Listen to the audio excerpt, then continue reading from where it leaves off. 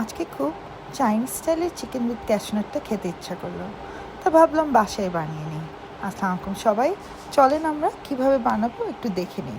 আমি এখানে boneless chicken নিয়েছি, আদা রসুন নিয়েছি বাটা, এবং সয়া সস, চিলি সস এবং ক্যাচআপ দিয়ে আর হোয়াইট পেপার দিয়ে ম্যারিনেট করে কিছুক্ষণ রেখে দিয়েছিলাম। এরপর একটা ডিম দিয়ে দিয়েছি আর কর্নফ্লাওয়ার দিয়ে ভালো করে মাখায় একটা ফ্রাই প্যানে আমি গরম তেলের মধ্যে এগুলাকে ভেজে ফেলেছি। সুন্দর করে যখন গোল্ডেন ব্রাউন হয়ে যাবে আমি এটা ফ্রাই প্যান থেকে উঠাই নেব। দেখতেই পাচ্ছেন কি সুন্দর গোল্ডেন কালার হয়ে গেছে।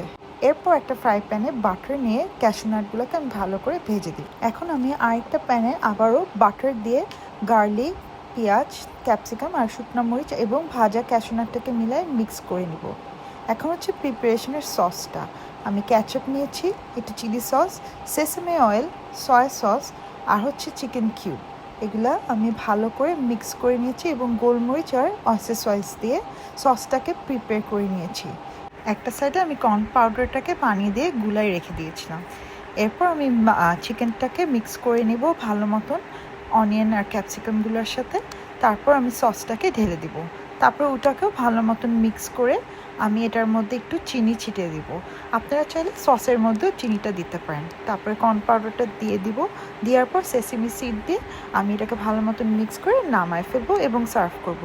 আশা করি আপনাদের এটা ভালো লেগেছে, ট্রাই করে দেখতে পারেন এবং আমাকে জানাবেন অবশ্যই।